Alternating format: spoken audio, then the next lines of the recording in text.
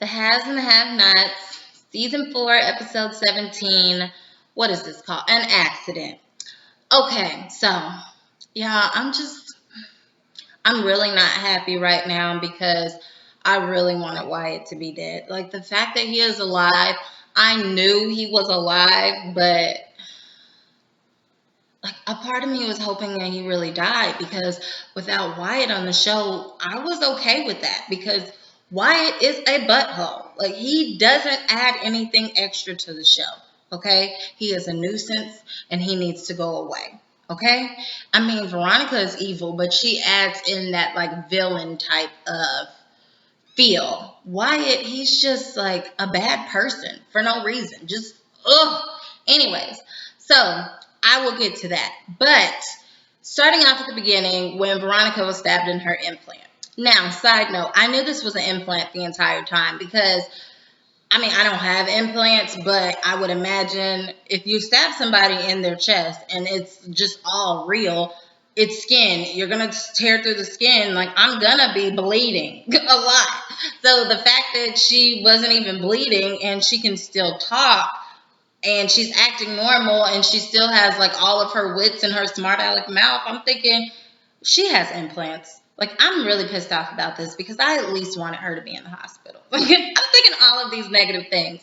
Anyways, so Jeffrey stabs her, looks her dead in her eye, walks out like a G, like, yeah, I did it, and what? So then all of a sudden we see her asking for help, telling them to call 911. So Hannah calls. Hannah is taking her sweet, precious time, which I would have done the same thing because Veronica gets on my nerves, and I could care less if you received the medical attention because you deserved it. Anybody that was in Jeffrey's position would have hit you in the head with a bottle or stabbed you because you kept testing him. Anyways, so next thing you know, she calls. She's going back and forth with the paramedics. She said it's an accident because really Jeffrey doesn't deserve to go to jail because his mother pushed him to that point of anger. And Veronica is yelling in the background, no, it was an accident.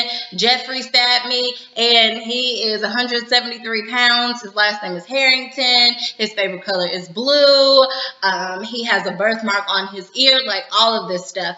And Hannah is just covering up the phone. She's like, they don't need to hear this. So they said, well, ma'am, did you stab her? She said, no, I didn't stab her. Okay, well, ma'am, what's your name? She said, a bystander. And I'm like, Hannah, that was a good one. Anyway, so the paramedics are on their way. Meanwhile, Veronica's still talking stuff, and Hannah is like, look, don't make me push that knife in a little further. Okay, so now we go to the jail where David and Jim are meeting with each other. David is really just paying his respects because he knows that Jim has received the news. Jim is asking to speak to Jennifer, the DA, solely because he wants to tell Jennifer that it's her fault that his son has died.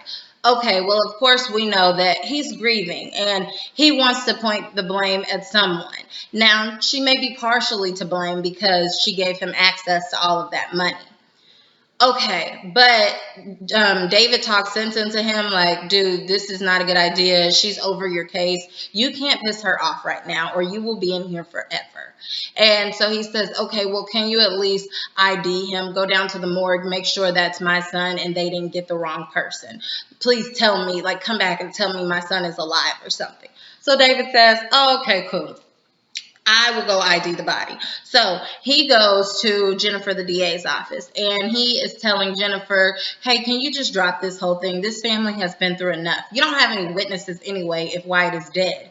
And then she said, no, I am not dropping it. And she said, and speaking of that, what's going on with Maggie Day? What happened with her? David is like, man, you still tripping off of her?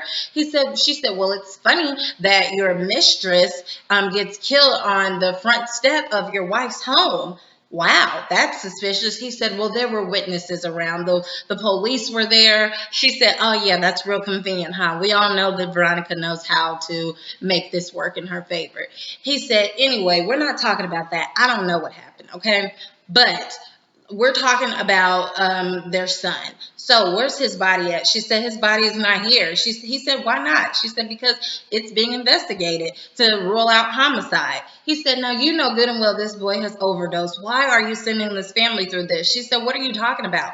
There was foul play in their daughter's death and they got away with that. These people will do anything. They're evil people. And then he said, what? Those are their kids. They love their kids. And that was apparent suicide. And she said, no. Now check this out. So she shows him a picture of the file, the crime scene of Amanda's room. And she shows him that blood is splattered further than normal circumstances of a suicide. So then he says, okay, but they ruled it a suicide. She says, yes, but the original detective ruled it as a homicide. Then a medical examiner who was connected to the family, a friend of the family, came in and ruled it a suicide.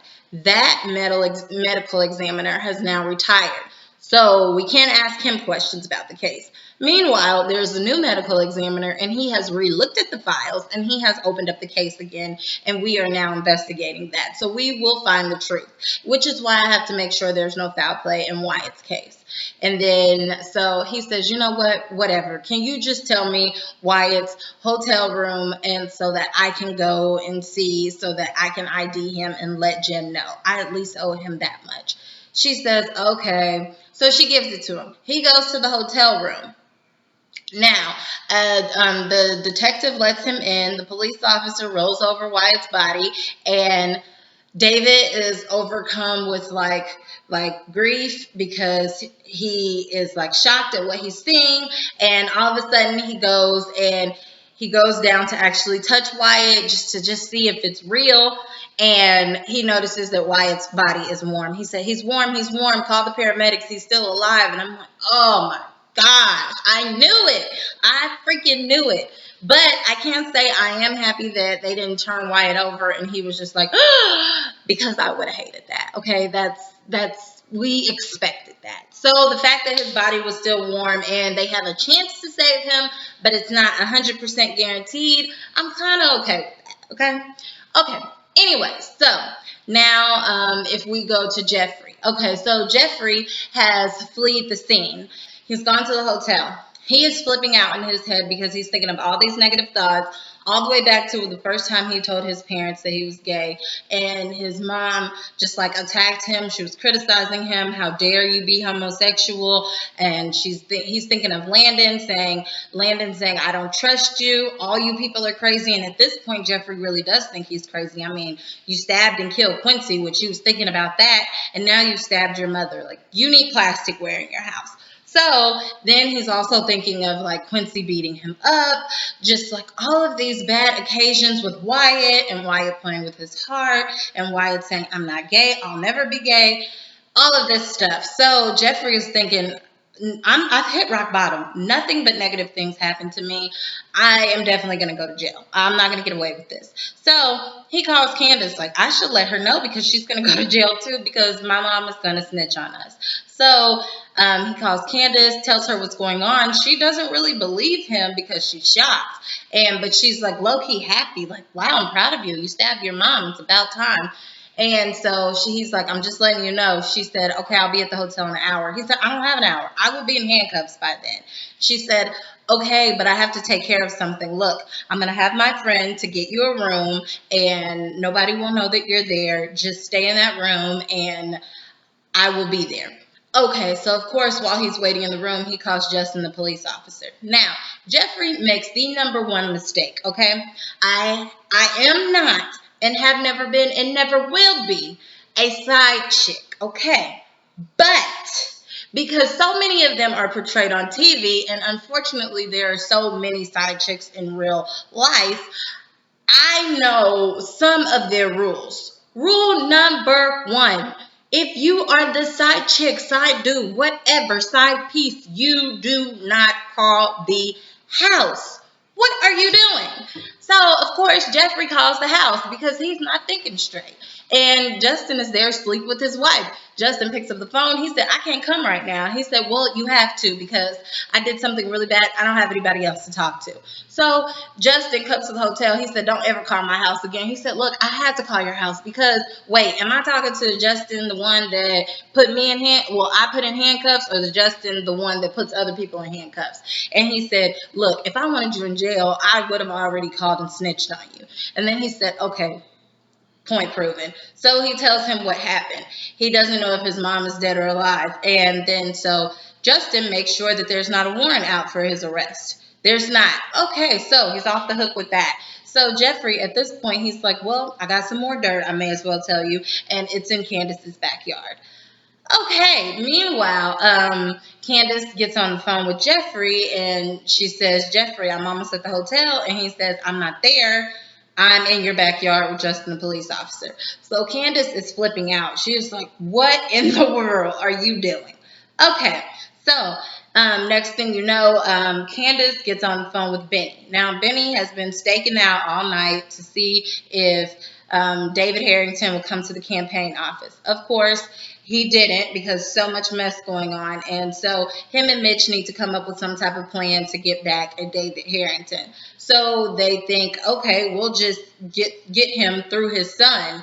And I'm thinking, like, Jeffrey is already going through enough. He got a baby on the way by a woman that he, like, hates. He got so much going on. You liable to get stabbed. Like, don't do that. Okay, anyway, so then he decides to just go home. They'll come up with a plan.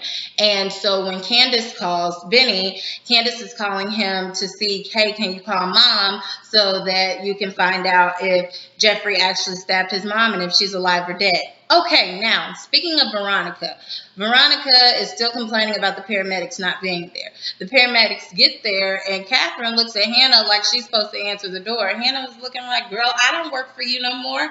Okay, so Catherine lets them in. Veronica is still being very dramatic, and they're asking her what happened. Of course, she says, no, my son stabbed me. They kept saying, girl, it was an accident. And so then they're like, ma'am, well, you don't really look visibly hurt. I think your implant may have saved it. She said, what are you talking about? I don't have implants. I said, girl, lies. You do, okay? And they said, well, if you did have an implant, then it probably saved your life. Okay, so as we all know, which is why it was like rock hard, but whatever. So they said, ma'am, can you get up and walk out? And then she said, no, I have a knife, a 6-inch knife in my chest. And they said, it's like 1 inch. And the lady pulls it out. And like, it was the funniest moment because Veronica was so dramatic. Okay, so as she walks out the door, Hannah starts cracking up laughing. Catherine doesn't think it's funny because at this point, she still thinks her son is dead. Nothing is funny at this point. So she asks Hannah to leave.